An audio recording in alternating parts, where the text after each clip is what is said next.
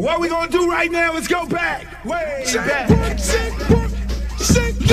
your friend. Hey, hey, come on, come on, come on, give me your friend. Hey, hey, because they do the round. Fat girls like do the round. Fat girls, let me see you grind. Fat girls just doing their own thing right there with the fat thing. And the fat girls just shaking them thighs. Fat girls don't make it count. Excuse me. Baby. What's up? I thought you was gonna start hanging out with the big girls again. What is all this trash? Bitch like fat girl, hit the ground. Hit it up and you hear that sound. Fat girl just looking so sweet. Fat girl don't make it eat. Fat girl just shake it, don't speak. Big girl, let me see you do a thing. Let go, let me see you touch the ground. Shake it out, take it out, back down. Top fingers in the house. Burn it all back. Work it, work it, work it, work it, big girl, big girl, big girl, big girl, big girl, big girl, big girl, big girl, big girl, big girls like you around. Fat girl keep going, don't quit. Fat girl just move the damn hip. Fat girl get down, don't stop. Fat girl wanna see the pop. Shake it stuff, fat girl, shake it fast. Fat girl nigga wanna see that. Fat girl bounce like a pro. Fat girl don't know what you know. Fat girl shake till you rip through what? On the wet, wet, hard part two. Looks in the house, y'all know the game. Fat girl don't have no shame. Shake that back, bounce to the beat. Fat girl shake it, jiggle at me. St. Louis, back to the top. Like I like to do the rap. Work it, work it, work it, big girl, big girl, big girl, big girl, big girl, big girl, big girl, big girl, big girl, big girls like you around. Hey, hey, hey, more hey. Let me hear you say, hey, hey, hey, more hey. Big girls like you around. Shake, work, work, shake, work, shake, work, shake, work, shake, shake, work, shake, shake, work, shake, work, shake, work, shake. To the ground, to the ground, to the ground, to the ground. Now sick of this. Now I want to show y'all a real show with the big girls.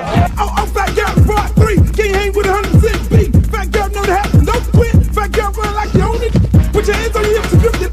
That new, I'm gonna look like it off the now. Fat girl, bring the crew to top the ground. If not, I'ma pull the panties down. Fat girl, bounce hot and stop tripping. If you do, get chicken and hot bitch. With a lot of right, come to the night speed. I really shit, get the dead in the way cheese. But fat girl, show the boys a shot. Let me see if it's fat or not. Don't put fat girl, y'all like the damn bitch. Let me see y'all do the rap.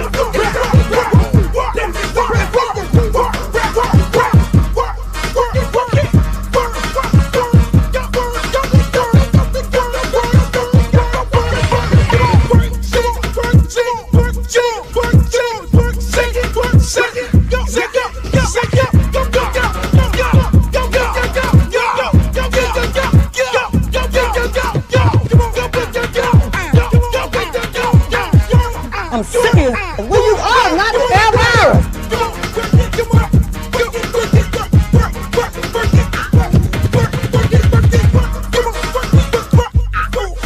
Oh, not the Britney Spears. Hey, how you doing?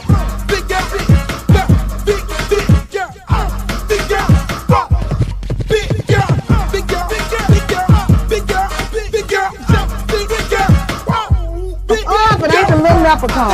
Girl, your knees are so up. You look a mess. All about the big girls. What about the big girls? Big girl, work it, work it, work. Big girl, work it, work it, work.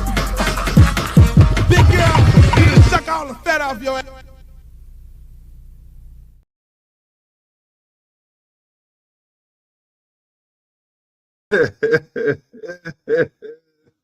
Boy, I like that big girl song. I love that big girl song. I love that big girl song because I love all my big girls. I gotta love them. I got to love them. Yo, welcome to another edition of Uncle Luke Show podcast. It's brought to you by LukeRecords.com. Make sure you go to LukeRecords.com, get all your paraphernalia, get all your good Uncle Luke gear. It's over there on LukeRecord.com, not with an S, but LukeRecord.com. And you can also go to my website, www.LutherCampbellForCongress.com. I need you to subscribe. I need you to go over there and make a donation because, as you know, I am running for Congress and we need a lot of money. I ain't going to front. We need a lot of money. We need lots of money. We need lots of money. These people who I'm running against are career politicians and they got a lot of money. and they're trying to beat us in the money game. We got to pay for flyers. We got to pay for posters. We got to pay for advertisement. We got to pay for radio. We got to pay for TV. We got to pay for staff. We got to pay for a lot of stuff. And let me just say this, right? While y'all like, share, and subscribe, let me just say this. The beautiful part about running for Congress and running for office, you find out who your real friends are. You find out who your real friends are, to be honest with you. I got a lot of people who I've made millions and millions and millions of dollars. They haven't donated 1 cent. Not 1 red cent. People I made millions and millions of dollars.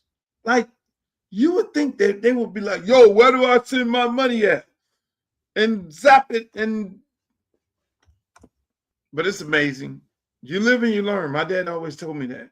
You live and you learn, no matter how many people you help and how many people lives you touch. It's, you call them your friends, but, when it's time for you to go into an endeavor, then you'll find out really who are your friends and who's not your friends. So, and he always told me, if you find 2 friends in this lifetime, that's a beautiful thing. So it's amazing. That is probably the most amazing part of it all, because the help is coming from people who you just met. The help is coming from people who you really don't know like that. The help is coming from people who you did not pick up in a car every day and take the practice and pay their registration and drive them up and down the highway to go and become big time NFL superstars. You know what I'm saying? Or get off the street and make them big time superstar entertainers. There are some people you just don't call. They say, oh, and it's an election, you just got to get on the phone and call people up. There are some people you should not have to call. You should not have to call. They should automatically be like, yo, where I'm at? What do I need to do? Where I need to send it at? How much do you need? Because if it wasn't for you, there would not be any me. But again, you live and you learn, people. You live and you learn. Just take it from me. Take it from me. I probably had, let me see, LeBron James, William Joseph. Out of the young people that I've mentored, Warren Sapp, Rick Ross, DJ Khaled, Stan the Man, Mike Gardner. I may be missing 1 or 2 people, but that's it. That's it. All those football players, all those entertainers, Scarface. And I'm going on there today. A lot of them guys, the first thing they say is, Luke, anything I can do, I love what you're doing with the kids, and I love what you're doing with the community, man. Anything I can do, man, just make sure you hit me up and let me know, man, because I want to always be there for you. Nah, it's okay. The building is being built. So it's amazing. That is the most amazing part of this endeavor. Then there are some fake friends who were around for photo ops, and there are some fake friends who actually tried to get me out of the race. It seemed like my opponent, who has all the money, the white lady, I ain't calling her name no more. I think she had like a bounty on me, like, whoever is the first person to get Luther out of the race, I'm going to give you a lot of money. And so it was this mad rush of people coming from everywhere, Palm Beach, Broward, over here, Miami, and everywhere. Like, yo, you need to consolidate or get out of the race and go run for governor, run for something else and all this here. And that was the other amazing part of this. And so then the other amazing part of it is you got people that supported the campaign, like Dudes is like, you know, I had people embedded in my campaign actually trying to use me and my campaign as to try to position themselves in the Democratic Party, because the Democratic Party is so interested, the Congressional Black Caucus is so interested in this race. And I'm pretty sure the Democratic Party is interested in the white version of it because they hate for me to win.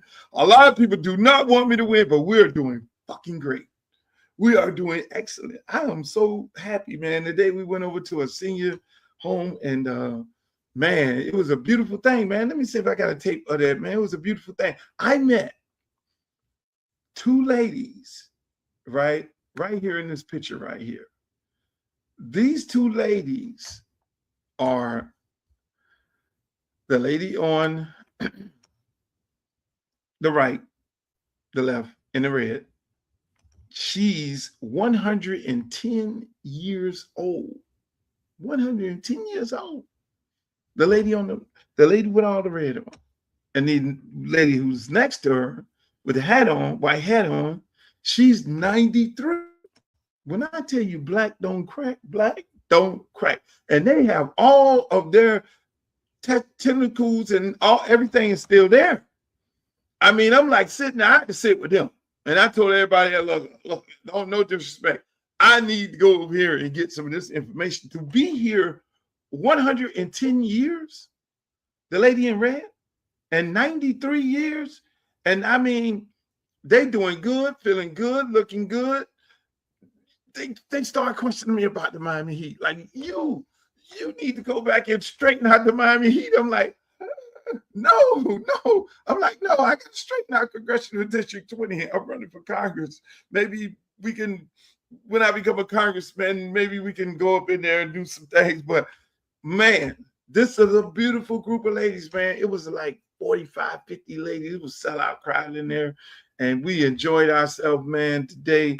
Shouts out to Lauderhill Senior Home. But hey, look, let me show you the video I did. My bad editing. Look at that. Here's another beautiful lady here. Look at that.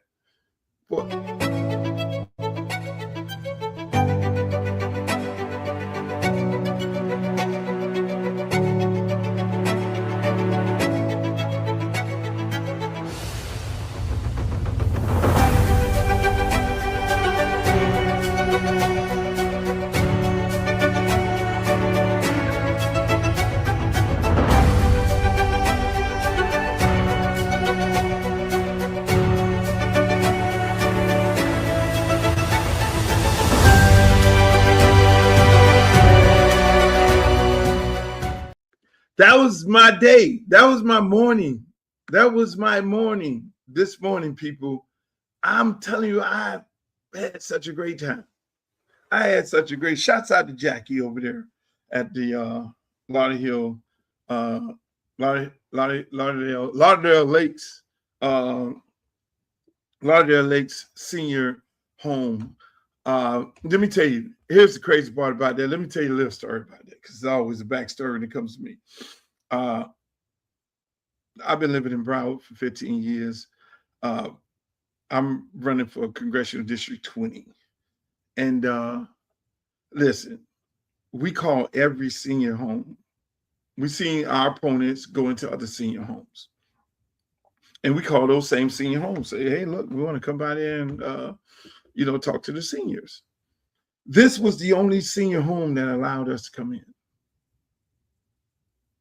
Every other one, no.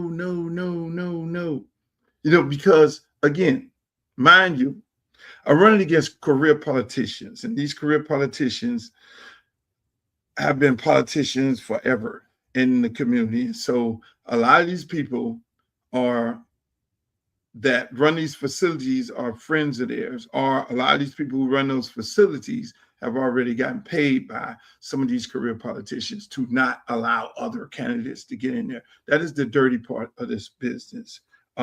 Some things that you all are pretty much not aware of. It's like a big concerted effort to not allow another candidate to come in there, which is very, very sad, which those people need to be removed from their posts, because if you let one candidate in, you should let all the other ones in. If you're not letting anybody in at all, then don't let nobody in at all. But when you see my opponents at these facilities and we get on the phone and we get a hard no, you know, it is what it is. They're depriving their constituents of the opportunity to hearing two sides of the story, you know. But again, that's the nasty work of politics. And just like, you know, when we asked to go into the YMCA down on Sistrunk, where they have a whole bunch of events a whole bunch of political events, then it became an issue once we posted. It wasn't an issue until I posted. So what I did this time, I did not post that we was going to the senior citizen facility, because I know some of these career politicians would have called over there. How you gonna let Luke in there? How you gonna do that? Oh, you can't let Luke in there, and all those things like that. So what we did is we made sure we kept it on the low, that you know, we were going in there, and we had a good time. We had a great time. I'm pretty sure those people who run the facility right now is getting all kinds of phone calls. Why you let Luke in there? Why you let? Because technically I'm an outsider. I am an outsider. Make no bones about it. I am an outsider because I am not a career politician, and those are the hurdles that you have to get over, because these career politicians, they've been paid off so many people for so many years. But when you go and sit down and have a conversation with those ladies like I did today, man, I heard some stories from these seniors, man. They're living really, really tough. They're living really, really tough. And for anybody who's a politician, a career politician, for these people to be living in the situation that they're living in with no help from nobody, that is a very, very sad thing. You know, no help from nobody. You know, I mean, this stuff ranged from, one lady talked about a property that she owned because the taxes went up, that she lost a property and is on the verge of losing another property. Another young lady in there talked about how her floor is, and the landlord is allowing the floor because it's a condo that she owns, and the floor from the top, well, I guess the roof, is coming in, and the landlord's not doing anything. But yet still they keep calling her saying, do you want to sell? Do you want to sell? You know, they talked about all kind of different things, man. Medicare, Medicaid, insurance, high costs of insurance, and those things that are on my platform. I did my research, but to just listen to them and hear them talk about these high costs. They have to pay these costs. These are seniors. These are people who are not on the job every day making six figures or in the high two figures. No, they're waiting for their senior citizen check. And they got to make a decision whether they're going to pay the insurance or buy some grocery or pay for the prescription drug that's out the roof. I mean, these are the things that Congress, a good congressman, a woman, has to go in and stop. I'm running against two career congresswomen who did nothing to help these people, who did nothing. There's no reason in the world we should be talking about these seniors right now suffering, losing their jobs, losing their livelihood with these high costs. There's nobody to protect them. There's no reason. They did not protect them up until this point. So for the life of me, these people run around and talk about how experienced they are. And my thing is how experienced you are to steal, how experienced you are to do nothing for the community. Is that the experience people want? Is that the experience you want? Because I was always taught nothing for nothing leaves nothing. And these people, you know, I look at these newspaper articles in the Sun Sentinel and the Miami Herald and Jim DeFeedy and Glenna Milberg and all these people, and they get all scared to ask these motherfuckers the real question. The real question is, why are seniors this day age suffering? Why are they losing their property? Where are the subsidies to help them pay the high cost of insurance? Where are they? What have you did to protect seniors? Because yet still, everybody worry about how much money they got in their campaign. Where they get the money in their campaign, the way this shit works, they get the money in their campaign to do what? From special interest groups. That's why I don't take no money. They get it from special interest groups. Special interest group. What is that, Luther? Special interest group is a person who wants to gentrify the neighborhood, a developer. Special interest group is APAC. Special interest group is the NRA.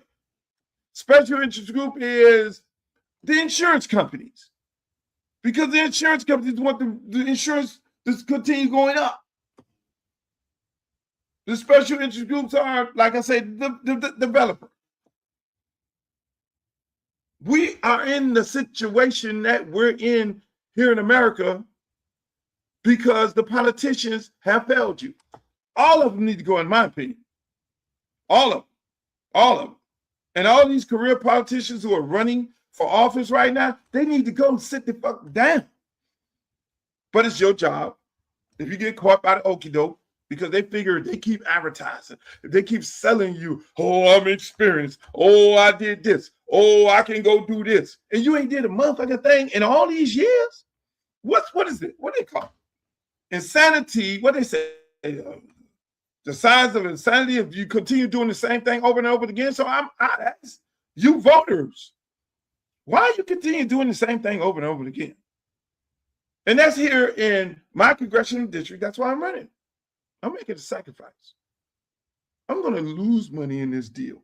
And I don't normally go into deals that I'm losing, but who I am as a person, who I've always been, is a person to give back, to make the sacrifice for community. Community first. Yeah, I did most of my work in Liberty City. Yeah, I live in Miramar, did work here. Yeah. I did work where I'm at. But now, Congressional District 20, you got me. You got me. You want me. I'm the guy who, when I find it and I go up in there and deal with it, I leave it better than I found it. I leave it better than I found it. I'm not going to, listen, this would be the only race Luther Campbell runs for.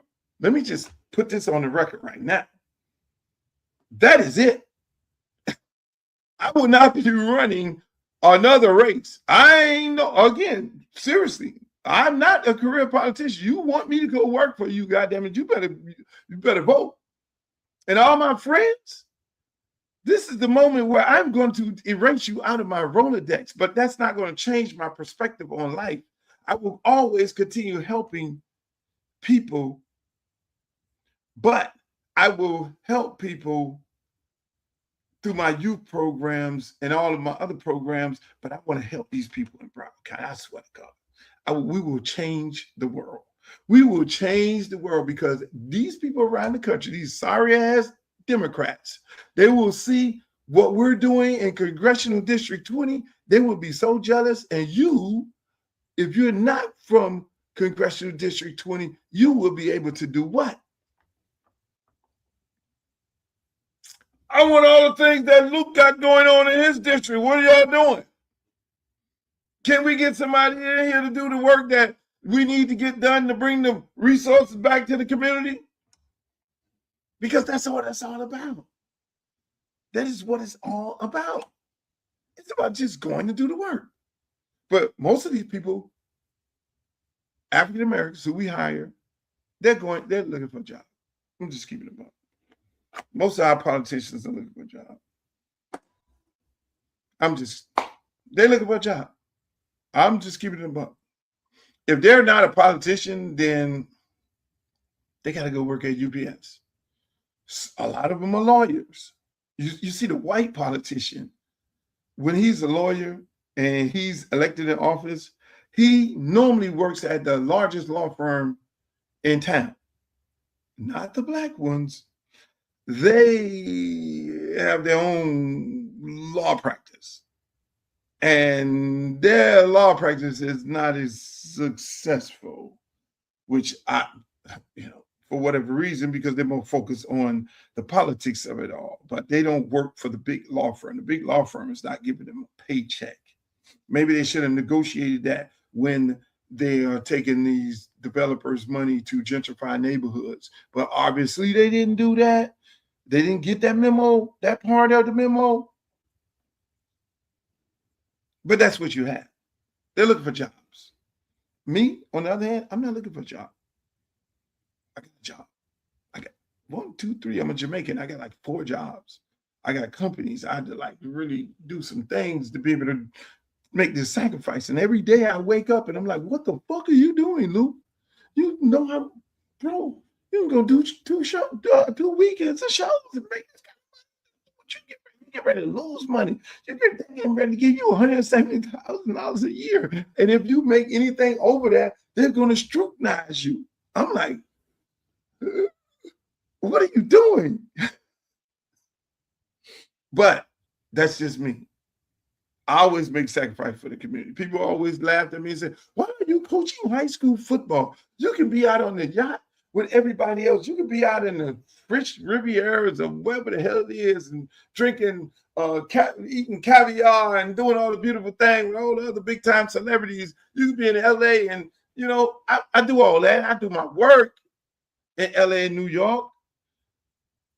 But I choose to do different with my life. I choose to save lives. I choose to be the person to give hope. So again, so I'm a little crazy asses running in this election right here. This is the big one. This is the big one. This is the big one. And I'm gonna tell you like this, I ain't gonna do it, but about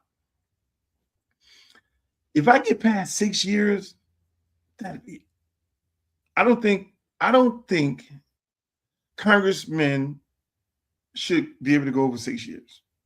It should be on the level of presidents. Maybe let's say on the level of president, you should only have 2 terms. I'm a firm believer in term limits. I'm a firm believer that you should not unalive in that seat, because some people get senile and they don't think the way they need to be thinking, and they get a sharpshooter like Donald Trump in there, and we got all these people sleep at it. Oh, okay, wake up, Martha. Wake up, get up. Time to vote. And then they ain't even there to vote. They at home trying to go to sleep and shit. Hey, man. So I'm a firm believer of term limits. Or if you don't want to do term limits, you need to have a limit on your age, because at some point you need to go sit the hell down. But again, ladies and gentlemen, thank you for joining the show, the Uncle Luke Show podcast. I'm here today. This is live. We are live right now. Right. I'm off. Don't unalive the messenger. Yes, I normally do Monday, Wednesday, and Friday, but I'm running a campaign, so it throws my days off. But I do need to be better. I'll probably take, but I love doing live. I love being on here live, and so that is part of my major problem. That I want to be live so I can see the comments of people when they're making the comments on here, so I can be like, oh, okay. Like Hill over here. Hill is like, I love you. I love you too. Appreciate it. Yeah. 50 Cent supporting Trump. I mean, listen, man. Listen. 50 Cent, here's the politically correct way to say this. 50 Cent has the right to support who he wants to support, him and all the rest of the guys and everything like that. And that's his choice. I have nothing to say. This is the democratic society, and we have the right to be Republicans, independents, or Democrats, or whatever it may be. And so I leave it like that. That's a politically correct message you all want me to say. That message does not get me in any issue with anybody, but real talk.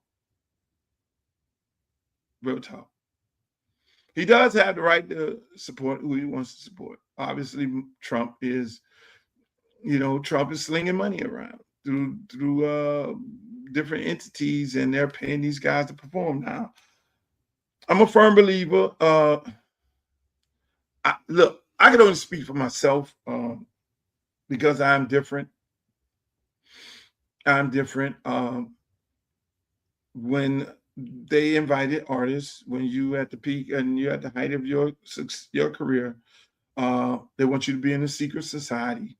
They want you to go in there and cut one of your testicles off and pledge allegiance to whatever flag that they have in those back rooms. I never did that. That's what makes me different. I never did that. That's why maybe you probably never see me in the Rock and Roll Hall of Fame. You've never seen me do major tours around the country when I sold more records than most of these artists. You never seen them glorify me. I don't think Connie Johnson, shouts out to Connie Johnson for BET. When she became the president of BET, she honored me and gave me a Lifetime Achievement Award because she felt like I deserved it. Stephen Hill, no disrespect to him, when he ran the network, under no circumstances was he ever going to do that because I wasn't a part of the secret society. Same thing with BET, MTV, and all the other networks and Vibe magazine and all those different places where they do the honoring and where they put you in your rightful place. You know, I've never been put in my rightful place because I'm just not gonna go in those rooms. I'm not gonna play them little games that they play. I'm not gonna sell my soul. I'm not gonna sell who I am as an individual and who I am as a man. I will not go in them rooms. And so you probably saw, oh, Luke, yeah, all these plaques and things back in. Some of these guys don't have half this shit here, and half of this stuff is diamond that I just got this up here. You see that? I won't sell my soul. I'm sorry. I won't sell my soul. So when it's time to call up people, nah, they ain't calling me. I ain't Al Sharpton. That ain't happening. You're not calling me to sell my people out. You are not calling me to have me go up in these rooms and say, oh, yeah, they'll give you a lot of money now. They'll give you $5 million a month to stay in the place, to tell other people to stay in their place. Oh, yeah, they'll give you a lot of money. So I've turned down millions and millions and millions and millions of dollars. I prefer getting mine slow and living my life slow and living my life with dignity and respect. And that's who I am. I prefer not being on the yachts, playing them little games, that they play in those back rooms. I prefer giving my time to the community. And that's why I was able to build so much, whether through my youth program, parks in the district, and fight for free speech and fight for senior citizen buildings and things like that, and new stadiums. I built 2 stadiums. I mean, fight to get Adidas to do a major contract in Dade County school system, which I need to do a major contract, similar contract in Broward County school system and Palm Beach County school systems, because I mean, that's who I am. I choose to do that other than be in the back room with some of these people that's going, oh yeah, you do this little freaky thing, then we'll put you on tour. We'll put you on the halftime. We'll put you on the Grammys. We'll give you a Grammy. We'll put you in the Rock and Roll Hall of Fame. We'll give you a star on Hollywood Walk of Fame. You get the star. You get the Grammy. You get the award. Then that automatically puts you on tour. Then we put you on a halftime show, and then we'll send you on tour. And you can go do all these buildings and do these major arenas and make all this money right here. And all of a sudden, all you got to do is give us our little piece and give us their little piece and play these little funny boy games in the back room. No, no, no, no, no. We'll give you these production deals and all these things. You talking about me too? When it comes to women? They never, no, not Luke. That's why you don't see me in them scandals. That's why you don't see me in them scandals. That's why you don't see me in the party. No, Luke wasn't at the party. I never even went to Hugh Hefner mansion. So it'd be weird that y'all had that going on at the Hugh Hefner mansion and they had that going on at this place here. But when you are in those rooms and you try to do what they do, and when you get beside yourself, then they put you in check. Capiche? Y'all here? Y'all here? You know what I'm saying? And next thing you know, you got documentaries and movies and all these different things. Look at your big superstars. Michael Jackson just didn't OD. You really think Michael Jackson? You think Prince OD? Really? You think that really happened? These are two individuals. They are no different than H. Rap Brown. They're no different than Malcolm X. They're no different than Huey Newton. They're no different than Martin Luther King. What's the look? Kanye West, he's going to do one concert. He got beside himself. What's the difference between them? What brings all of them together? When they fight against the establishment, they unalive them.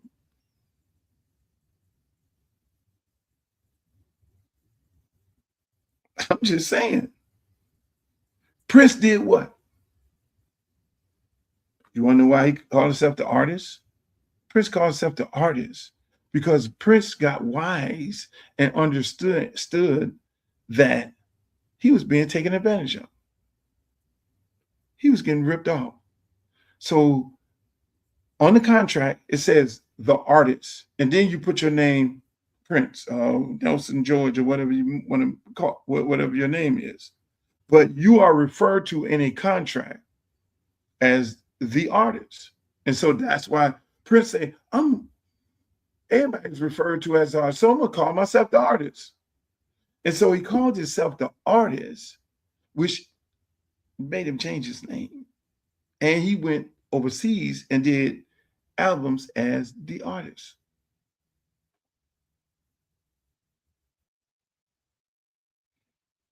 The artist. So he got wise and understood that they were taking advantage of him. Look at Michael Jackson. I did the last show.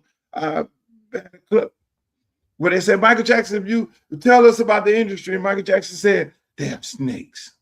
So you look at the Michael Jackson movie, everybody just looked at the movie. It's $99 billion or whatever it is that went to see the movie. And the most unique part of that movie, which resonated with me, was when he was in the room and those executives and their names is on there and they're sitting there and he had the glasses on and whatever they wanted, yes, Michael, but all the time they were ripping him off, in my opinion. According to Michael, they're snakes. They'll take advantage of you. You know why? When Michael got missing? Michael got missing when what? When he started buying everybody's catalog. Michael started bought the Beatles catalog. Michael owned more catalogs than law allowed, but yet and still, he was broke. How the hell he was broke? Allegedly saying he was broke. This man owned everybody. All he did was acquire property. All he did was acquire catalog. And what is happening right now today? You see all these artists' catalogs is being purchased. But what happened back then? Back then, you didn't own your catalog. They own your catalog. Debbie Uncle. They owned your catalog. Go back there and look at the music. Who wrote James Brown record? Therefore, who's getting the publishing? Somebody named Swartz or something like that. All those old tunes, not owned by the writers. So those guys, like Bill Cosby, when he started getting in trouble, when he talked about acquiring NBC. Martin, when he said, oh, fuck this is not happening. We got to fight back because Malcolm is saying we got to fight. We got to stop turning up the cheek now. We got to fight. And Martin, one guy unalive on the balcony, but you left us Jesse and the other ones. I'm just saying. Let me stop that. Let me stop this telling y'all history because they have told you, they have said, oh, Black history makes people feel, Black history makes people feel uncomfortable. So I'm talking Black history, something that they've erased out of schools that they don't want you to know about, because these kind of conversations make people uncomfortable. No question about it. Prince told the truth. So again, and it's no difference in politics. It is no different in what I'm in right here, right now. I have a lot of people call, yeah, Luke, but I'm like, where the money? Oh, we're calling you from the Black congressional, we're friends of the congressional this and that and that. Where the money? Where's the money? I need money to run. I'm saying. They said, I literally got rid of anybody that's affiliated with the Democratic Party out of my campaign. Out. Bye. I don't want no career. Not bye. One guy. My strategic guy. Me, him, volunteers, some close friends of mine. That's what we're doing. Running this motherfucker. It ain't rocket scientists. It's not. Where's the votes? Where are the people? Put me out there. Point me to them and let me talk to them. That's why when you look at the pictures from the day, everybody is smiling. The people, they say, I cannot get the vote for me. Everybody, I got 1,000 pictures right here. Everybody smiling. Hey, Doug, how you doing? How you doing? How old are you? 83 of this. I remember you. I know you fought this. I watch you all the time. I saw you on my favorite show, Phil Donahue. I saw you over here. You ain't nothing but a fighter. You gonna tell their ass like it is. You gonna tell them like it is. It's the same thing. When you wake up, everybody around here, they know who they make. They manufacture your superstars. They have to go kiss the ring, bend the knee. Luke ain't kissed no ring, bend no knee. And that's why, again, we're going door to door right now. I'm on here right now. Normally I would be going door to door, talking to people all the way up to 8 o'clock, and we cut off. We get on the phone, call people up. Hey, how you doing? It's Luther Campbell. I'm calling up. I want you to We do an old school way of doing it. And so again, people, that's where we at right now today. You guys have to be smart. You have to be smart about your entertainers. Whoever they shove down your throat, that means they're part of the system. If it's good entertainment, good. Love it. Like it. There's a lot of stuff I like. But if they don't kiss the ring, they don't bend the knee, you're not going to get them. Like I saw one lady, I'm like, oh, where the fuck did she come from? I'm like, are they manufacturing these cells? Because I don't know where she came from. Just like the little skinny lady. It seems like every one of your actors and actors are from England. It's like they just say, fuck all these actors, these Black African-American actors. We ain't dealing with you all anymore. We're just going to get our actors and actresses from England because you guys have been complaining too much. So what we're going to do is we're going to do just like baseball. We're going to erase all Black people like y'all did in baseball. And we're going to go get us some people from Dominican Republic. They look like y'all, even though they play great baseball. But again, the best athletes in the world is African-Americans. So we're going to erase y'all ass. We're going to erase y'all Black ass. Because y'all doing too much complaining, talking about Hollywood ain't doing this, Hollywood ain't doing that. And so what we're going to do is we're going to tell your story for you, for people who don't give a rat's ass about your culture, which is the English actors. Now everybody gonna be mad at me. Luke, why are you saying that? Why are you saying that? Them people don't care nothing about your culture. They're from England. I trust me, I love the guy from Snowfall. I love Beavers. He does great action movies, but he's not fucking American. He could do movies, but where's the balance? They've erased us out of Hollywood. They're erasing us out of Hollywood. And then if you don't marry a white dude like the little skinny girl on Avatar, who I do not like, who just, oh no, I'm not Black American. Oh hell no, oh no.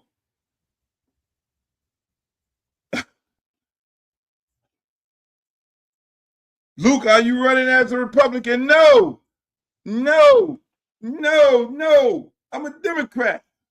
I gotta fix the Democratic Party. I am the lady off of not the Game of Thrones. I'm not what is Hunger Game. I'm the girl off Hunger Game. I'm going to fight the opposition. I'm going to fight virgins. I'm the Hunger Game girl in this race here. They call me purple already. Luke, he's purple. He's purple. Because he'll work with them people over there on the other side of the aisle. Yes, I will. Whatever it takes to bring the money back to my district, because you damn Democrats ain't doing duty squat. The Democrats ain't doing duty squat for the people, for African-American people. We are in the same situation. We're talking about the same thing about the last 30 years. SNAP benefits, this benefit. We almost seem like we trying to housing and all this. Man, where's the money? I made more millionaires than the goddamn government did. That's why I look at this race. I'm looking at her, him, what? Now, did y'all make? I'm running against the lady who got all the money in her campaign. She never have a job. She never held a job in her life. She left the University of Florida and went directly into politics, never had a job. How the fuck can you talk about a job? How can this lady even have a conversation about small businesses? But yet still, they got got all the experience in the world. What experience? Then so Luke, the other lady, she got a small business. Yeah. That business got her in trouble. And then you got the career politician, the guy who gentrified. In my opinion, he was the architect of the gentrification program for Broward County, Black Broward County, and he's still running, trying to get him a job. Oh my God. Don't even have me start on him. I'm just trying to be nice. I'm trying to be nice, because if I go bad on these people, it will be very bad. But I want you all to do your own research. It is disgusting, the people that are running in this race. The little young guy, I like him. When I win, I'm gonna offer him a job. I like the young guy. I like the young guy. But this is not the time. This ain't no time to be playing no young guy games. This shit is rough. You got to go up there. We fighting the Supreme Court. Supreme Court is gerrymandering and taking everything away from Black people. Meanwhile, your Black congressional members are sitting on their ass and just taking it like men and women, because they are so full of money, special interest money, that they got to zip their lips. They can't say shit. They can't even say, hey, white lady, why are you running over there trying to gerrymander and take a Black seat? They can't even say that. They can't say that, because the white lady, the people who give money to her will take their money away from them. So they got to shut the fuck up. That's the politics. That's the game that we playing. It's the game that we playing. Life, this is bad. That's what I'm saying. In this moment right now, you got to smack up in there and fight these people. They get ready to take and deport Haitians, Cubans. The Cubans, they put that shit on the Haitian. The Venezuelans over there in Durrell sitting there like, oh yeah, oh Donald Trump. And they got Carlos Jimenez and this other Republican Trump lady representing them over there. And they just deported 100 Venezuelans. They deported 100 Venezuelans. And them people went into a hotel. You don't even hear this shit on the news. Look it up for yourself. They deported, like this week, before the earthquake, they deported put on a plane 100 Venezuelans, put them in a hotel, because that's what happens when you get deported. You go off the land, they land you in the town, then they give somebody money to then be able to put you in a hotel. They put them people in a hotel, and the hotel fucking crashed. Them people dead. Them people dead. I'm sorry, unalive. Those people are unalive. They sent them people, these people from South Florida. Meanwhile, I will vote Donald Trump. They represented by Carlos Jimenez and this other Spanish, I don't even know what the hell their name. Ain't trying to figure it out. So they hide behind, oh yeah, Haitians. You cannot possibly get rid of the Haitians in the United States of America. This ding dong of what the little white lady, now I ain't even calling her name because I don't want y'all to go there and research and find her talking stupid. Get rid of the Haitians, go back to your country. Okay, well, you know who had Prime 112 in the back cooking the food? Haitians. You know who had Joe Stone Crab in the back cooking? Haitians. You know who had Mar-a-Lago wiping the floors and cooking the food at Mar-a-Lago? Haitians. You know who are responsible for all of your agriculture and Belgrades and Pahokee? Haitians. You go over there and round them up. Go over there and round up the Haitians and Belgrades and Pahokee and see what you got. Your damn produce prices will go out the roof. Guaranteed. And y'all gonna be sitting over there like, yeah, get the Haitians out of here. Fuck that. Megan, whatever the hell that name. I'm with you. Get them out of here. All this South Florida is the service industry. And the last time I checked, Haitians control all of the businesses. They are in all of the cleaning of the hotel, the cooking the food, all that shit. I was at the airport 2 weeks ago at Fort Lauderdale Airport. I don't think I saw one American. It was all Haitians.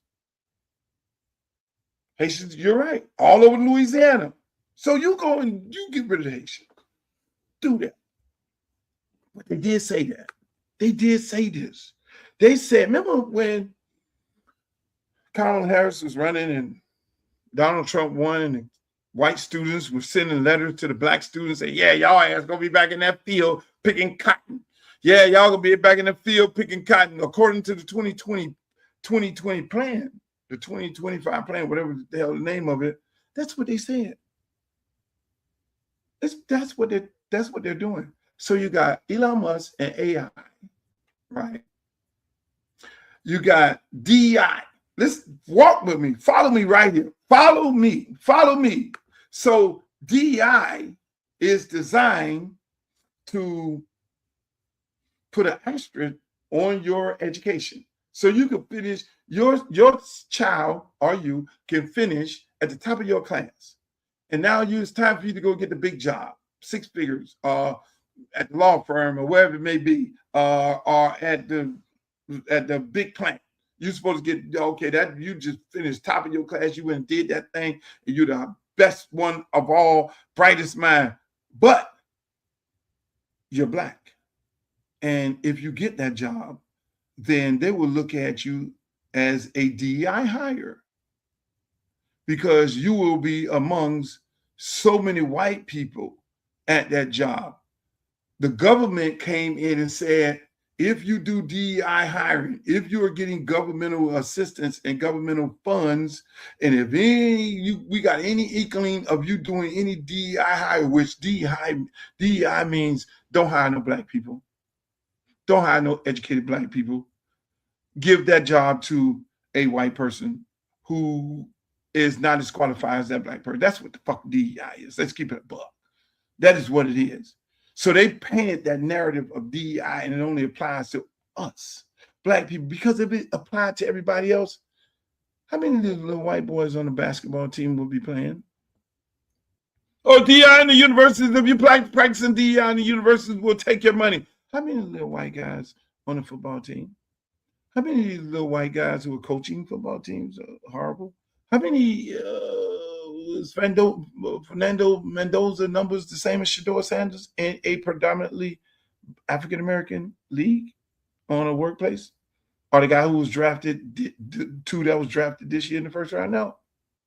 Shouldn't those teams get fined and sanctioned by the Department of Labor? No, because it don't apply to white people. DI only applies to black people. They spreaded that narrative. Wow, your Congressional Black Caucus members sat on their ass, but there was nobody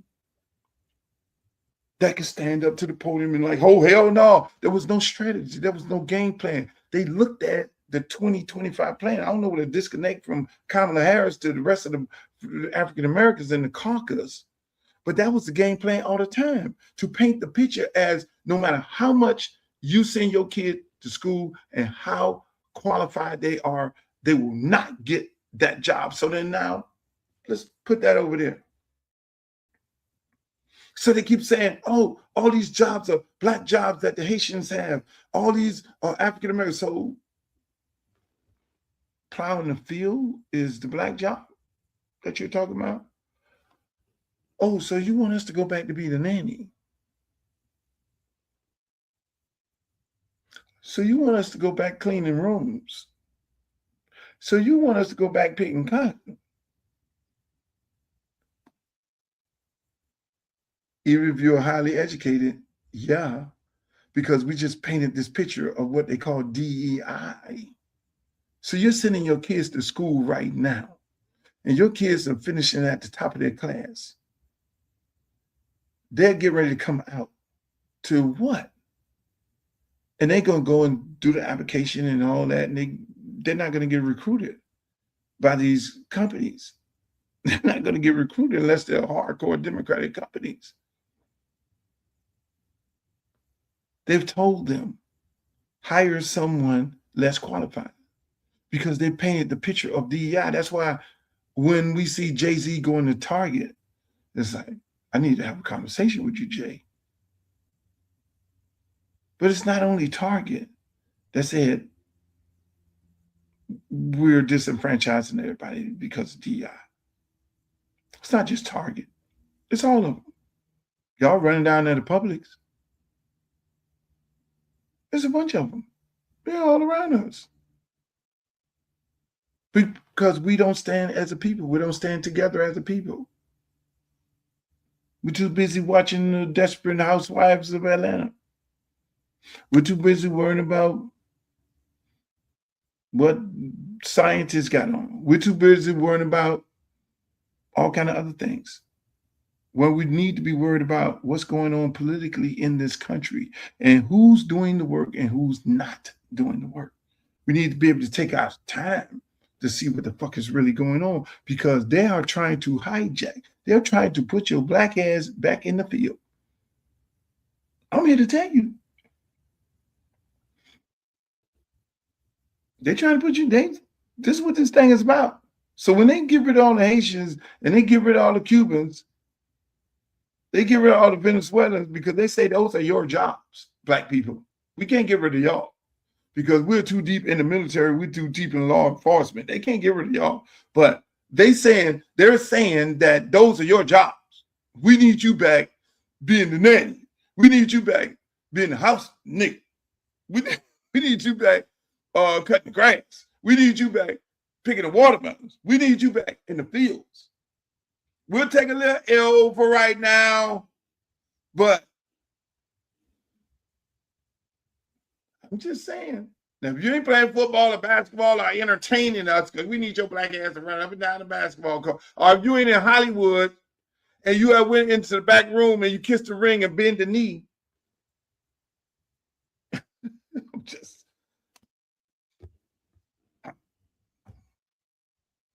Don't unalive the messenger. I'm just saying. That's why I'm fighting a hardcore fight. Y'all need to take your ass over there right now today. I'm not taking their money. They call me up all the time. Luke, we want to, hey, can we have a conversation with you? We love your campaign. We love the numbers that are coming in. And we love the fact that you are really up there in numbers. And we would like to have a conversation with you about what? I'm like, about what? What we talk about with us?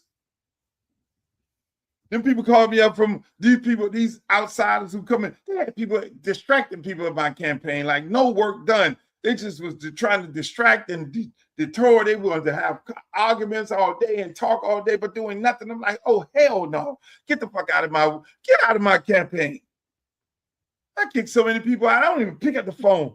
Oh yeah, I want to help you out, man. I got some information, man. This is what you need to be doing. This one, no. All I need to do is knock on some doors, make some phone calls, call some people. You got some money? And they sitting there waiting. One dude said, yo, you know what? You know, there's a reporting period right now. And if you show a lot of money in your campaign report, then you'll get more donations. Everything about donations was horrible. I had two fucking supposed to be guru fundraisers, and they raised this amount of money. Get the fuck out of here. Who y'all working for? Caucus? This is funny. But I'm telling you that we out there killing it. I can't say that. Unaliving it. I'm telling you, you see the smiles on the people's face. Hey, Lou, we've been waiting for you. We're not going to do. We get on the phone, call the people up. Yeah, look here, man. We already know what you all about. You ain't playing. Speaking of you ain't playing, look what just happened today in the Supreme Court. Consequential moment for our constitutional structure, a landmark ruling from the Supreme Court striking down one of the most controversial moves the president has made in this second term. It was a move that no other president had tried to do before, essentially rolling back a right guaranteed under the 14th Amendment to the Constitution, a right to have citizenship guaranteed automatically, no matter the status of your parents, no matter if they are undocumented, no matter if they are here temporarily, if you are born on U.S. soil, the 14th Amendment says that you get citizenship automatically, full stop. Now, the court, of course, has been looking at this for quite some time. In fact, they took this up last term, but they didn't wade into the merits. This time, they went all the way, and they had to get into the actual heart of the issue. The heart of the issue. The heart of the issue. Yes, you did see a side against the law. I want to see if they apply the law. I want to see if they fine her. I want to see if they throw out the race, because that is, yes, her saying reelect. She's not the incumbent. She is not the incumbent. The incumbent reside, which is Sheila. She is an incumbent in her district, which she opted not to run. Those are the little games that these people play. She wanted to be the incumbent, but she's not. We're going to whoop her together. We're going to whoop her ass and send her ass back to wherever, because she never had a job before, never ran a business or anything like that. Take all that money she won from, got from inside, in my opinion, inside trading. Get that money, do what you need to do with the rest of your life, run for a dog catcher or something. But back to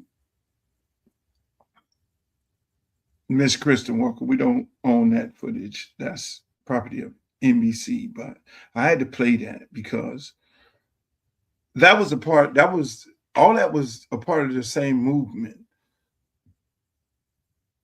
We're going to take away voting rights. We did that last month. Take away African American voting right.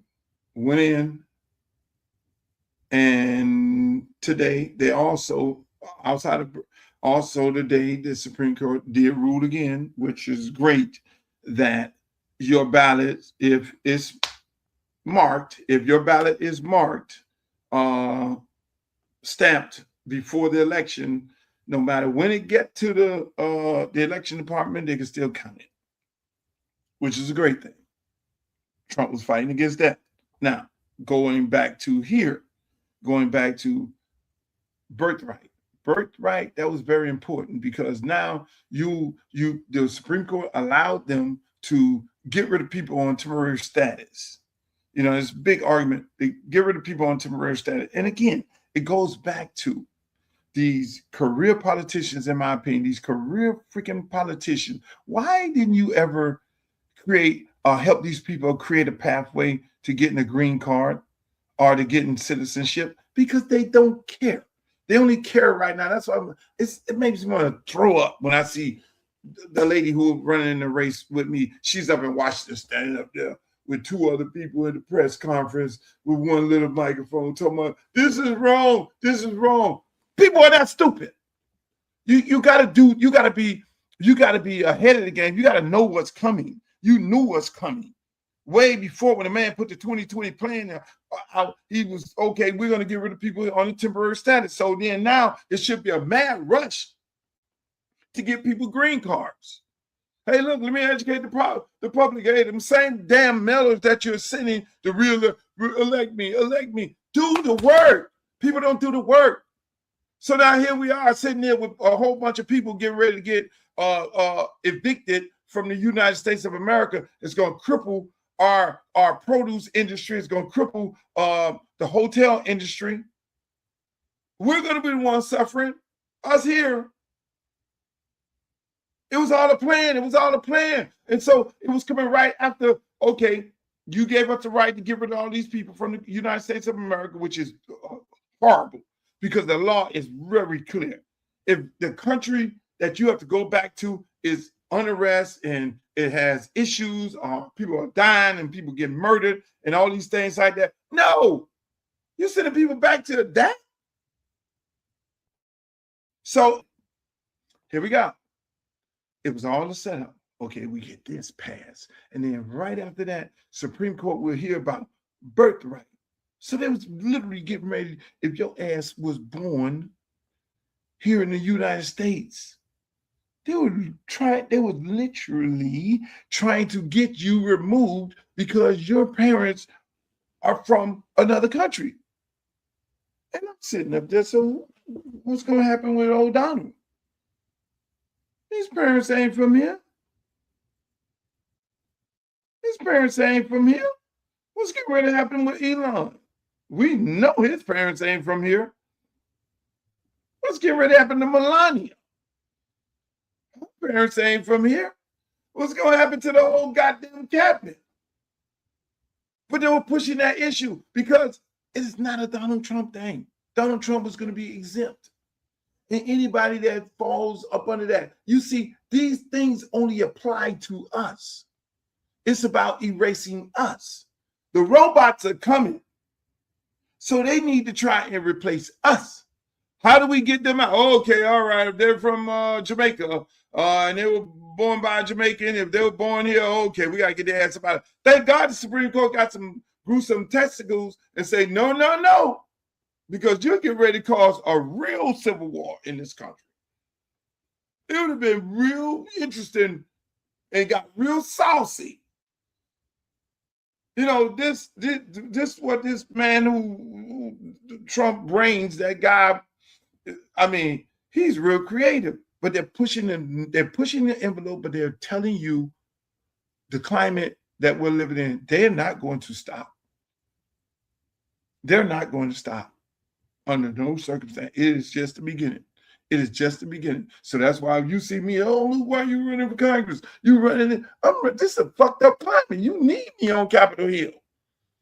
Because these people that we got there are not smart. They're smart in stealing money, but they're literally not smart. The person that is smart is Sophie.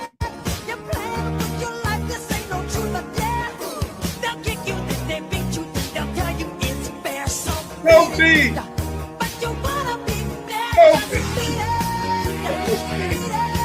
Sophie! Sophie! Sophie! Sophie! Hey, man, they had Sophie on the TikTok, man. Sophie was on there with. They had Sophie with all the brothers. Mega thought they had Sophie. They thought that, like, Sophie is one of ours. And then Sophie laying up there with all the brothers and shit. You know, so Sophie is that girl who you already know. Sophie about that life. Oh my God. That girl, that Sophie is funny. That she's a character to me. Sophie is a character. Sophie. Oh God. And that girl was up for her teammate. Sophie right there with all the brothers. Sophie getting hit by all the brothers. Speaking of getting hit by all the brothers, hey man, we gotta get LeBron James down there. I really think we need LeBron James to add into this whole Giannis mix. I really think we need to get LeBron James here. It's very important that we get LeBron James. I think I need to make a phone call. I am doing some business with LeBron Company. I need to call up them boys over there and say, hey, man, we need to get the king back. I think it's very important that LeBron come back. Here's the reason. Here's my reason why. And before I give y'all my reason, I'm gonna let you talk. I would definitely go after him. I would definitely try to pitch him just like, hey, you went back to Cleveland, got your ring there, come back here, get us a ring. It would have a lot of value, even though Giannis would be the best player on the team. LeBron going back there and kind of being the quarterback, which is what they need. Hell, leadership, just save a roster spot for UD. So let me say this. I don't want to hear that guy talk. I don't want to hear no negative. I think it would be great for LeBron to come back because of the way he left. I think Pat Riley, for his legacy purposes, and to get this thing off the organization, I think Pat Riley need to make amends with LeBron James. Tell LeBron, you can have your milk and cookies. I'm not fucking with that. Come on back. Let's run this thing back. This would be great for both Pat Riley and LeBron and the organization. We have a prestigious organization, which is top of the class, all class. Mickey Harrison, everybody part of that organization is all class. This stain we don't need on us. We don't need to be continuing talking about why LeBron left here because of some damn milk and cookies on an airplane, and they had a problem. And Pat was trying to flex, and LeBron was like, okay, it's a flex, and where we at right now. LeBron needs to just come on back and let's just run this thing back and let's do what we're going to do. A lot of people say, oh, no, he's going to go to Golden State. He don't need to go to Golden State with the complex at home. He don't need to go there. Steph them is out of gas. Jimmy Butler is not going to play. He don't want to play basketball, in my opinion. He don't want to play. Draymond Green is going to be fighting with LeBron. They're going to be, it's just too much male testicles, testosterone in there. Steph Curry is going to be sitting there looking like this here, man. Y'all tripping, bro. And he's just going to be jacking it up from the back line, getting ready to go into the Hall of Fame. LeBron need to come on down back to Miami. You got Giannis, it's going to be doubled, and you have my boy Bam going to be doubled. You can't double them too.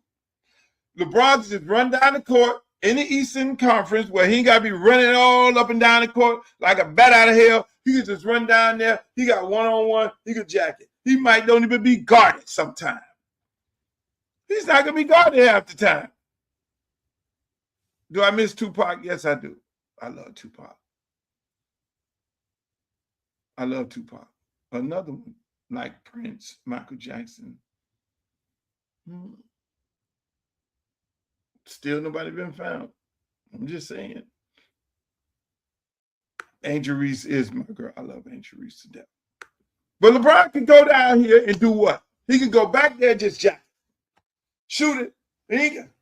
It's only 5 people on the court.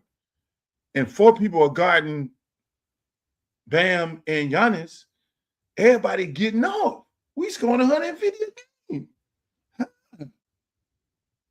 don't know why they re-sign Wiggins. I'm still wait. On and off again. One of the old ladies in my one of the Golden Girls in the senior home today. That lady, I was giving out hats and all that. We had a little raffle, so I had some brand new Heat hats I got from Bam and all that. And the lady said, "No, I need you to go back there and fix the Heat." I'm like, "Huh? Yeah, in 1987, you was over there. You need to go fix the Heat. Fix the Heat." I'm like, "Oh Lord!" I'm like, "No, Mom, I gotta fix this right here." She was telling me that the whole time, but it was funny. It was. I just had to share that with y'all. But LeBron, if you're listening and looking, come back. We need you to come back. I need y'all to kill that. whole little thing with LeBron and Pat Riley. Pat Riley, you need to man up and you need to bring LeBron back. Put your ego to the side, get on the phone, call Bron, bring him down here and say, look here, man, let's run this thing back. Let's clear this whole issue up in the air. And Pat will only have one other person that he needs to clear up whatever issues that he may have. And that would be Dwayne Wade. You know, you talking about two iconic figures who won big championships here in Miami under his watch. And to have a little beef with Shaq, LeBron, D-Wade, who took a pay cut, Pat has to erase those things because that is going to be on his legacy at the end of the day. Speaking of legacy, it might be time for black boys to seriously consider soccer over American football. And not because football isn't meaningful, not because it isn't cultural, but because when you look at the long game, soccer offers advantages that we don't talk about enough. Let's start with the body. Football is one of the most physically demanding sports on earth. Repeated collisions, high concussion risk, joint damage, short career windows. The average NFL career lasts only a few years at best. And many players leave the game with long-term health issues that show up decades later. Soccer is demanding too, but it's a little different. It emphasizes endurance, agility, coordination, skill over repeated full-speed collisions. Careers last a lot longer. Players often compete at a higher level well into their 30s, and the long-term wear on the body is significantly lower. And that I agree with that. We all know soccer is not as brutal as football. We know that. We know baseball is not as brutal as football. We know football, shouts out to the young man we just saw, Chris Johnson, dealing with ALS. Man, that was a deep story. Deep story. Football is a brutal sport. These guys are running 250 pounds. Now they're starting to run 25 miles an hour. They're running 4.3 and 4.4. Big guys like that. That don't supposed to happen. And just imagine one of them big guys is running that fast, running down on the kickoff and hit one of them little guys. It's going to be like a Mack truck hit a Volkswagen. I'm just saying. Football is a brutal sport, but the reason why I played that is because of the World Cup. Everybody's in tune to the World Cup in this dead period of time between baseball and football. And we know a large part of America don't look at baseball because all the sports that you have a black person, a black American playing, and a white American playing, we will tune in. Baseball, you only have white Americans and everybody else is foreigners in there. So you do have people who look black, but they aren't necessarily black. And the big stars are the Mookie Bettses and that's it. And maybe one or two other guys, and then everybody else, black community can't relate to. I'm sorry. The Dominicans play very high level baseball. Hell yeah. Yes, they're top of yes, but it's not the same. They're not Black Americans heroes. They are heroes to the Dominican Republic community. If half of those foreign guys were playing for the Marlins were black, and the white guys, that Marlins stadium would be filled up. That is what baseball did to itself by eliminating and erasing African Americans out of it. So then now when you go to football and soccer, people are seeing this soccer game, women are getting into it. You already had soccer moms. It's just only a matter of time. And you look at America and why America is playing so good. For many, many years, America didn't have black people on this team. America had all white guys and they would get their ass whooped. And it was the diversity in the America's soccer women that always won and made them dominant because the men never had blacks on the team. Until now. They got blacks on the team and they damn near about to run through everybody. And it ain't like African Americans don't want to play it. It ain't like we don't want to play it. It's if it is offered to us and if there's opportunity for us to play it, yes, we will be great because we're the greatest athletes on planet Earth. African Americans are the greatest athletes on planet Earth. I don't care what the fuck you put us in. We are him and we are her. And nobody can compare to us at the end of the day. Only thing you could do is disenfranchise us out of it. If you put us in soccer, we will dominate. If you put us back in baseball, we will dominate. Football, we dominate. Any sport, track and field, we dominate. Anything you put us in, we dominate. Anything you can do is disenfranchise us. And that is what MLB has done. That is what the NBA is trying to do. NBA trying to do that right now. That's why I love the fact that them brothers beat Frenchie ass. I was rooting for the Knicks. And when you're a Miami Heat, you don't supposed to be rooting for the Knicks. I was rooting for the Knicks, not only for my man Worldwide West, but I was rooting for the Knicks because that was Black America versus foreigners.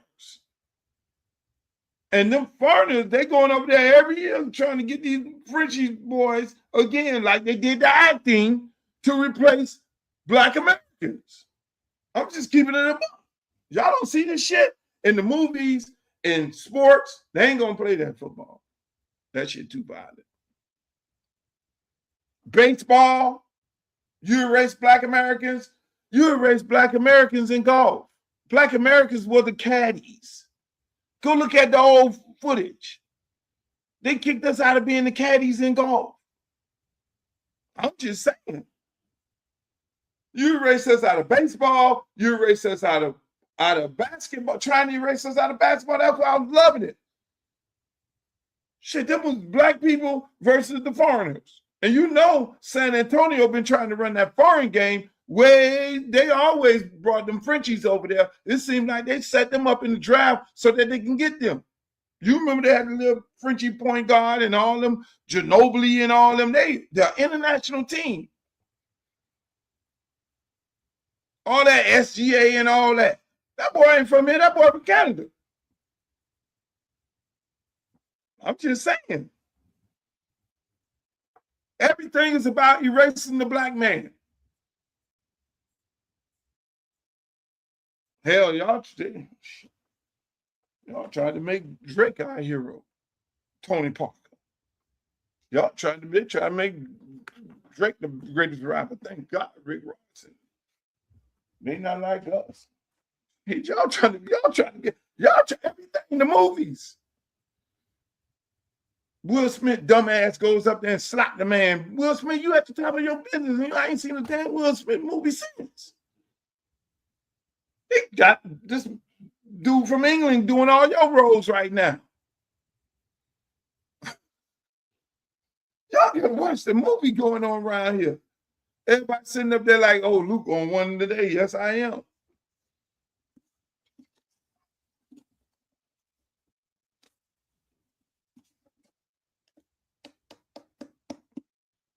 You need this book in your life. I'm just saying. It is the art of war. Because at this point, we got to start using our voices for real. Now, hold on. You start on. But I really don't give a damn, and I'm tired. We voting. That's number one. Because at this point, we got to start using our voices for real. Now, DeSantis, I need to holler at your Trump ass right quick. Because I don't understand how you got all this power in Florida, but folks' rent steady going up every damn month. Now, Mom Johnny, he done changed the goddamn game, and I know y'all ain't happy about it. And while folks' rent keep going up every month in Florida, I don't see the wages going up. They ain't moving with it. The math ain't mathing. You got people moving to this state, prices jumping, neighborhoods changing, landlords getting rich out their ass, and people that already live here getting pushed out. So what exactly are you doing for the people that build these communities? Because it don't feel like we being protected. It feel like we being priced out. And I'm looking at other places doing things like rent protections and policy changes. And my question is simple. Why can't we have real relief here too? Why does it feel like it's always talk and never action when it comes to working people? And I'm going to say this respectfully but firmly. You can't keep running the state like everything is fine when everyday people are struggling to keep a roof over their head. That's not politics. That's survival. And people are tired because we see money moving everywhere except back into the communities that need it the most. So I'm asking again, what exactly are you doing for the people of Florida? Because from where I'm standing, it don't feel like enough. And come election time, please remember that. All of y'all remember that. Did y'all hear that? That's how I feel. I represent those people right there. People like her. And you're right, sister. It's time to vote. That's why you see my black ass running for Congress right now. Because I'm like her. I'm like her. And it amazes me when people oh shit, she's experienced. Any politician right now is only experienced, in my opinion, stealing. Because these are the issues that people are. I saw this online and I was like, this is what I'm hearing every day when I go into the community and I talk to people. These are the same thing. Rent going up, insurance going up, cost of living going up, and ain't no money coming back into the community. Ain't no jobs for people to be able to sustain the high cost of living. Because of by design. You see all these billionaires and trillionaires moving into South Florida. You see these people they got the white woman running in a black district race. Come on. Everybody got to be smart about it. You see it's the cost of living out the roof in South Florida, but then, like the lady said, the math ain't mathing. If you're going to raise the cost of living, if you're going to raise the insurance, if you're going to raise property taxes, then where's the jobs? Who are you doing all this for? Where's the jobs to offset that? And so again, where's what are we doing? Are we getting ready to expand the port and get more jobs there? Are we getting ready to get some money from the federal government and give to these small business owners to bring their business up? Are we going to take this infrastructure money and we're going to build some more roads and have people get major jobs? Are we going to build some workforce housing? Because people can't afford to live here if they're not being able to afford to. They can afford to live in workforce housing. Are we going to build affordable housing? Okay, who's going to build affordable housing? Is people going to look like us? Built by us, for us? Are we going to do that? Because right now, you can't afford to live here when everything going up. The math ain't mathing. So you really trying to erase us. You really trying to get us to move. Because everything about this economy, and so that's why it's so freaking easy. I sit up here and be like, okay, what is my platform? My platform is to bring in more jobs, bring in the numbers, because they raising the numbers. These bring in better jobs, high-paying jobs, get with the blockchain. Okay, y'all come on, partner with all these different entities and these organizations to bring high-paying jobs. Give an industry tax credit. 65% tax credit. Entertainment. We got large parcels of land over here. We're going to drag this land here, get the Army Corps of Engineers and fix this land. We're going to expand the port. That means more ships coming in, more people with six-figure high-paying jobs. You could now afford to live here. Nobody is saying that but me. That is so simple. Because if the cost of living is going up, the insurance, you can bail people out. You get subsidies. If you could bail out the auto industry and the airline industry, you could bail out the people of Florida. And why in the fuck is the insurance going up when it never went up? I've been living in Florida all my 60-some years.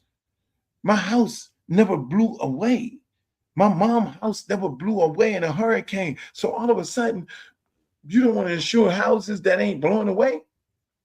You want to run the cost of insurance up because of a hurricane? It's really simple.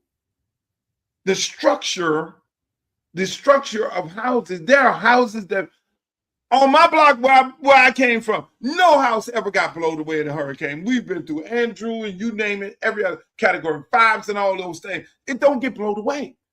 It's because the building department allowed them to build out of code. Because why are they building out of code? Because the special interest groups are developers, and those developers are paying off your politicians, and then now those politicians are allowing these buildings to be built out of code. That shit get blown down. Insurance company has to then repay them for their property damages, and so therefore the people don't want to insure the people in the state, and that's why the price is going up. Other than just say, "Oh, no, hold the fuck on. You got to build to our code. You got to go get some center block." In the state of Florida, we're building center block. Okay, fine. Now our insurance costs just went down. Thank you. Hello. And in the meantime, me, Mr. Congressman, I'm going to get relief. My people in my district ain't going to be having that problem. All them black businesses in my district, I'm going to tell them, hey, look here, apply for this small business loan. Uplift your business, and now you get to bring more money. What else I'm going to do? I'm going to bring in all these corporations, and we're going to bring these corporations, the music and the TV industry, and we're going to give them tax credits that the state of Florida dumbass don't want to give them. We're going to give them federal tax credits. Now they're going to open up big movie studios and big corporations. People going to make money. We're going to then build these affordable houses by us, for us. Ain't gonna have no Julio Raimundo sitting at the front desk talking about, oh, my friend, you cannot get back in. I need 5 years of tax return. Oh, no. But Julio Torres don't even know how to speak no goddamn English. Go in there and do what? Come on, man. Let's make it make sense. This shit real simple. But y'all want somebody who got experience. Experience doing what? Luke, you need to consolidate. Really? No, they need to consolidate to go against me. I'm the businessman. I'm the wise guy. I'm the guy who creates. I'm the creator. Everything I touch turned to gold. Thank you. That's my show, ladies and gentlemen. Hoping that you guys have the rest of the beautiful week. I'll be back on Friday. I might have to tape because I got quite a few events on Friday and Saturday. Make sure y'all check out my website, www.luthercampbellforcongress.com. I need y'all to send money. I ain't going front. We need donations. You could donate up to $3,500, $5, $10, whatever it may be, but we need to donate. Because when you donate to this campaign right here, you're donating to change. You're donating to change in black politics, people. You're donating because what we do here in Congressional District 20 is going to change how we operate on a national basis. Because when you send me to Washington, I'm going to Washington represent Congressional District 20, but change the way we're doing business as African-American elected members of Congress. Because I'm going there guns a-blazing. I'm telling you right now. I don't care where you at, any part of the country. I will be representing you through my district. And I got to vote on the things that you need, because when I go up there, I'm talking about, no, fuck that. Medicare, Medicaid, yeah, fine. Okay, we're going to hold that all down. But how about free insurance for everybody? You're talking about Mondani? It's just simple things that can be done here in America. We should not be living in poverty. We're the greatest country in the world. You think they got high costs of insurance in the Bahamas and Jamaica? You think insurance is running them crazy? They ain't a Hurricane Alley. There's really simple things, but because these special interest groups, whether it's prescription drug companies, they put money in the campaigns. Insurance company, they put money in the campaigns to keep the prices out the roof. All this shit is by design. We are being price gouged up the yin yang in this country. But at the end of the day, they could send y'all a mailer, they could put an ad on the thing, they could say something bad about a good politician, and y'all go for the okie doke. All you're doing is screwing yourself with no Vaseline. It's just that simple. So hey, look, I'm gonna take my shot. And I'm asking people to get me off the bench, put me in the game. At the end of the day, I'm not a career politician. I would not be running for Congress again. I would not be running for another office again. I'm going to go get me some dual citizenship. My child is going to go to college, and I'm going to be traveling the world. Where Luke at? We need Luke to fight for no. Luke gone. Luke tried to fight. Luke already know. Luke over there on some boat doing like this. Say, hey, man, I told y'all I'm be like Kamala Harris. I told y'all want to play around with Debbie. Y'all want to play around with Dale. Y'all want to play around with all these people here. I'll be like, I'm chilling. There ain't no, oh, Luke, we need you to run. No, Luke ain't running no more. Luke ain't running no more. Luke, we need you to run for governor. We need you to come fix this shit. No. Luke will be gone. Enjoying the rest of his life. Trying to keep my little coins that I have. And I'm going to urge you all, keep your coins. Because this shit ain't designed around us. Look at my girls again. Look at my girls. You got to love them. One, the lady in the red is 110 years old. The other lady next to her on the right, 93 years old. And they just chilling, man. I sat down, had lunch with them, man. I had a big old spread, ladies and gentlemen. Go to my website. Go to not the website, but go to my social media pages, and you'll see I just did a whole collage. It's just so many pictures, man. So many great shots. I had a great time today at the Lauderdale Lake Senior Citizen Facility in Broward County, man. I mean, it was a beautiful, man. I brought the band there. We had chicken. They had string beans. Man, I gave them a full spread, dessert, everything. I took care of my people. And they had a ball. They was in there. Man, let me tell you, we were supposed to be in there from 9. We were supposed to be in there from 10 o'clock to 12 o'clock. Man, them folks was in there waiting for me at 9. It was like, yo, the people are in here waiting for you. They love you. I'm like, oh, shoot. And they were there since 9 o'clock waiting. I'm riding down the highway, burning up the highway because, you got to be fashionably late a little bit, 10, 20. Man, I'm burning down the highway, man. I had me a ball. I had me a good time this morning. I had me a good time. I want to say shouts out to Jackie. Jackie was bold enough to have us. Like I said early on, man, in the show, man, they have been trying to disenfranchise me and stop me from going to places. In this particular senior home, I did not even advertise. I didn't even tell people I was coming.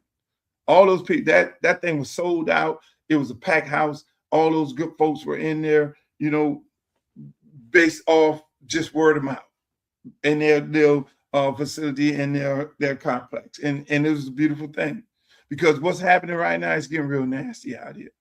These folks, these career politicians, they know other people who run these facilities, and they're making phone calls. Don't let Luke in. So it's a big old, don't let Luke into a facility. The YMCA. Don't let Luke in there. Come up with some BS. Why not to let him in to have a town hall meeting? So we work our way around it. We know the BS when we see it. And so we don't advertise certain things. We advertise one event right now. It's not chicken soup for the soul conversation, but it's sauce for the soul conversation, because they eat chicken sauce and turkey sauce, and the world famous restaurant CC's, we're having that on the 3rd of July. And I might end up in New Orleans on the 4th of July at the all-white party for Essence. Y'all have to stay tuned for that, because I'm normally blowing up fireworks with my son. Hey, what's up, Miss Campbell? How you doing? But man, hey, I want to say this before I get off here. I lost some good friends this week. We lost some good friends. One good friend, one of my childhood friends, Michael Hopkins, his son called me up over the weekend, told me dad passed. I want to say my condolence goes out to Michael Hopkins and his family. Him and my brother was like that. And we all became good friends. Matter of fact, Michael Hopkins ended up working for me, and he was road manager. He was my road manager. Then he ended up going on tour with H-Town and became their road manager for many, many years. And so, Hop, he'll be missed. He has a strong legacy that will carry on. He was one of the founding members of Liberty City Optimists. Our board. So, I want to, say my condolences goes out to him and his family, Michael Hopkins, and then we lost a young lady, Keisha. She was found unalive. Good friend of mine. I met Keisha in the club, and the young lady, drop dead gorgeous. And I would always have these conversations from Detroit, and probably saw on the news. I would always have these conversations with her because the girl was like a damn 8. And my conversations with her was always about trying to inspire her to do other things other than the club, or what is this club business where's it gonna take you? And so stop saying unalive. I have to say unalive because social media will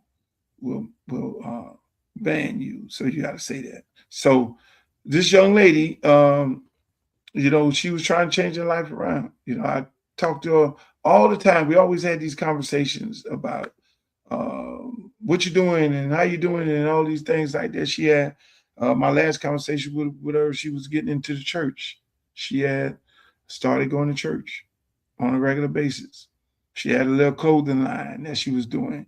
She, so I talked to her off and on. It's almost like, when people trying to leave the club life, and they know what I'm all about. They know I'm about, okay, hey man, you need to do some things with your life because you're very smart, very intelligent. You're bigger than that, and it'd be a struggle for a lot of ladies in the club life to leave that fast money. It takes you got to be really, really strong in the mind to leave that. And so the young lady, she would go and come back and all that. I would talk to her. Never nothing, nothing personal with us. But it was we just had a little connection. I thought she was a beautiful lady with a bright future. And, I'll see ladies like that. Men, same thing. And we'll have conversations about, hey man, tap into what you do great. Tap into the things that you do great. Something similar to what shouts out to people in West Palm Beach, Florida A&M chapter. I was a keynote speaker there, and I had the same conversation with some other young people because that is what I do. I think God brings me here has me here on this earth to inspire others and tell people my story. And so this young lady, I would always have these conversations with her. Look, man, tap into what you do best. And she liked it, designing clothes. She, at one point, had a clothing store. And then she ended up having a boyfriend and a clothing store. Looked like her business was going good and, great job. And then all of a sudden, there was no clothing store. And then, when they come back and talk, they'll tell me the sad stories about whatever it is. And I always try to encourage them to do something great. She ended up getting into the church. Oh, great job. You're in the church right now. And I'm trying to do this.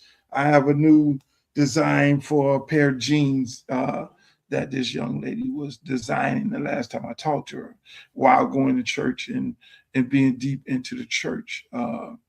But I don't know what ended up happening. And you see them on the news, and all of a sudden somebody is missing. And then you see a parent on there talk about my daughter was unalive, which was a sad thing. I was hoping for the best for that young lady, and it is very, very sad that she's gone too early. And I would say to everybody on this broadcast, talk to, some people are trying to make changes in their life. It is tough.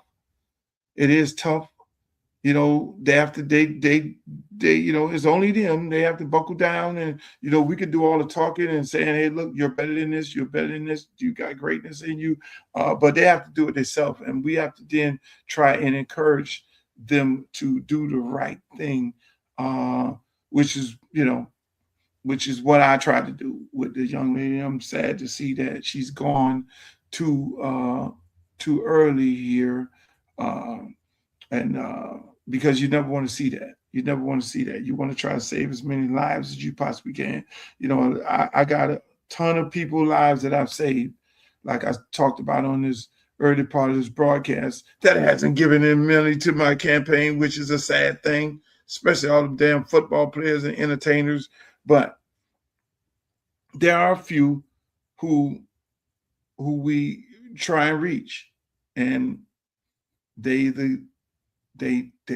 try to make the change in their life, but some kind of way they slide back into these other things, which in the back of their mind, they're struggling. It's almost like the movie Carlito Way, where you see him trying to get out of the street life, but then that street life keep pulling him back. And then, it's a struggle. It's a real struggle. I had to go through that myself, because I was a young dude, running around there in the streets, even though I had 4 other brothers who were college graduates, finished top of their class, all of us were smart. I had to make a decision. Hey, look, you got 2 roads to go. You can go to jailhouse, or you go to graveyard. Or the third road is to be a productive person. Use your brain to be smart about it. Use your brain to do something great with your life. And that's what I did. That was the decision that I made. And that's why I try and encourage everybody along my travels, to do great things. And so to see this young lady leave here so soon, is not a good thing.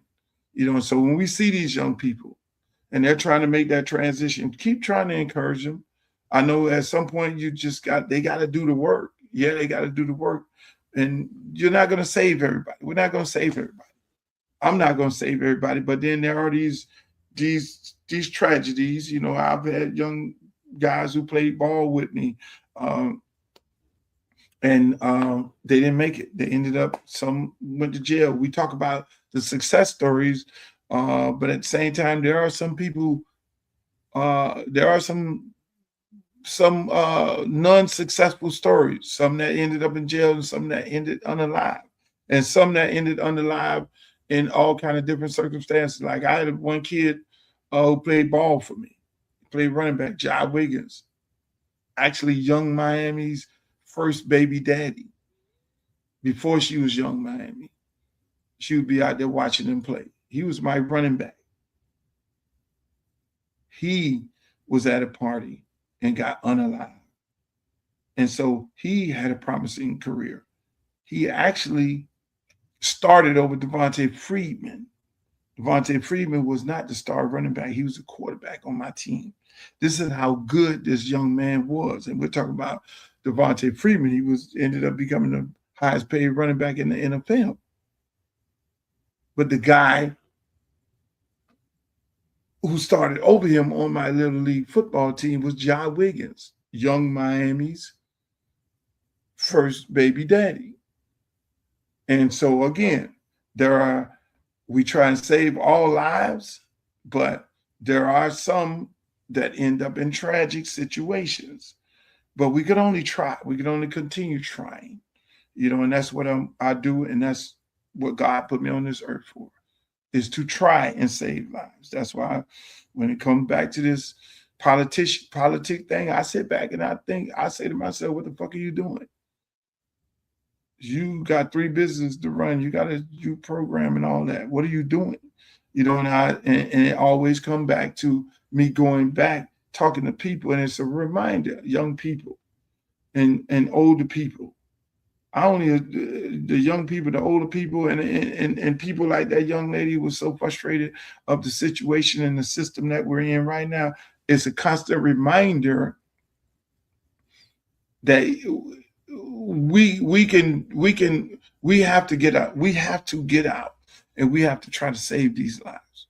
We have to apply ourselves, and I cannot sit idle by not being an influence on lives. I stopped coaching high school football, and that was my best way of getting kids out of the situations that they were in. 90% of my kids went to college, and I did that for over 20 years. I pride myself on getting them to college, somebody college. Everybody wasn't going to be an NFL player, but everybody was going to go there, and everybody was going to get a degree, and everybody was going to work hard because I installed in them work hard ethics. So that's why when my kids come back and they say, Coach, thank you for being so tough on me, I enjoyed that. And anybody that I'm surrounded by, if I go into the club and the girls is dancing and I see one girl and I'm like, look, lady, have a seat right here. What's your plans for your future? Because at some point, everything has an expiration date on it. What do you plan on doing with your life? What do you like doing? What do you do best? You drop dead gorgeous. We ain't getting into we ain't talking about what you need to, if you could save one person, that would inspire others. And unfortunately, there are some you're not going to save. That's why my condolence goes out to Miss Keisha and her family. My condolences go out to my good friend Michael Hopkins and his family in these difficult times. You're talking about an older guy that's in his 60s, a young girl and 31 years old.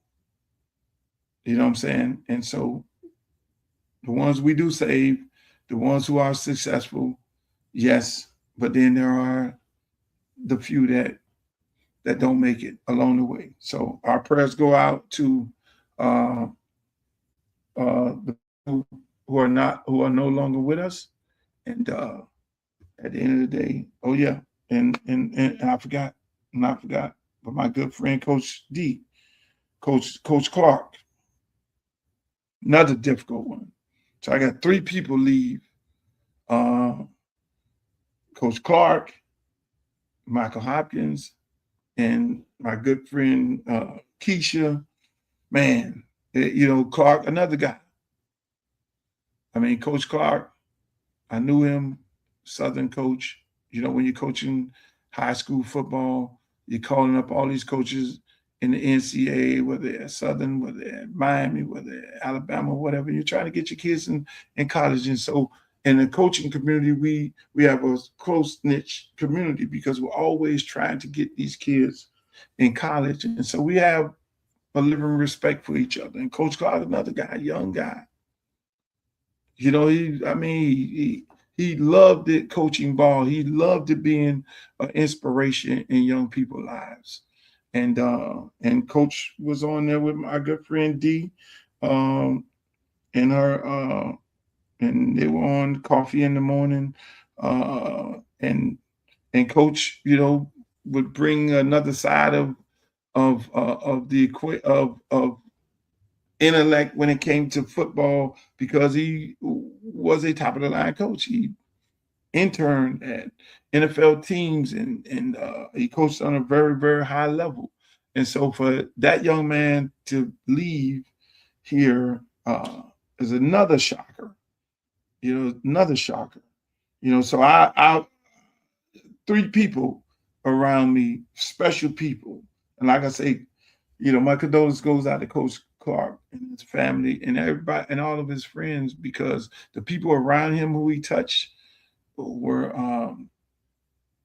if you knew him, you knew he was a great guy, always a gift gab. He wanted to be on the highest level. He worked his ass off. To try and be on he was working his HBCU. He was on his way Power 5, working, interning in the NFL. He's getting his name out there. He's getting his name in the coaching community. He would always call me up, "Hey, Luke, man, make a call to this school right here. Hey, man, coach, did you send the resume? Yeah. Make a call over here for me. Make a call over there for me." So in that coaching business is a very difficult business when it comes to African American men. It's almost like who you know. It's a little fraternity. It's a tough business, just like every other business. It's who you are signed up with, who is your agent, and things like that. So to see that young man who meant so much to so many people and so many young people that he's inspired, and so many young people that he coached, and so many people that have been around nothing but good shit to say about Coach Clark. To see him going this early, I mean, it's a real tragedy. It's a real tragedy. And so, again, you know, my good friend Michael Hopkins, you know, one of my childhood friends, for him to leave, Coach Clark, and then you have the young lady, Keisha. I mean, it's been all over the news. The lady missing, and then all of a sudden, unalive on a beach. You know, don't know what the hell. It's all these are people. You know, Mike did his thing. These other two young people, they were on their way. They were fighting for greatness. You know, and for Coach to leave her in his sleep, difficult. And that's why I tell people all the time, life is too short, man. Enjoy every moment, because tomorrow ain't promised to none of us. That's why a lot of people have a tendency to say, "Luke, why are you just so happy all the time?" I can't deal with drama. I'm sorry. I can't deal with drama. I can't deal with negative people around me. It has to be about enjoying this moment. And I urge everybody, enjoy the moment, because you never know when it's going to be taken away from you. Enjoy the people around you. Enjoy the people that you love. Tell them you love them. I tell my child I love him all the time. I don't get off the phone without letting them know I love him. It's not promised to us. You know, we got 3 people that we're talking about right now. One guy's passing his sleep. Another young lady, we don't know what the hell happened to her. And another young fella through complications. And so there's life. One thing is guaranteed, people. You're going to leave here. We all are going to leave here at some point. That is guaranteed. How you enjoy this life right here is up to you. So if you want to go on that vacation, go on that vacation. Go on that damn vacation.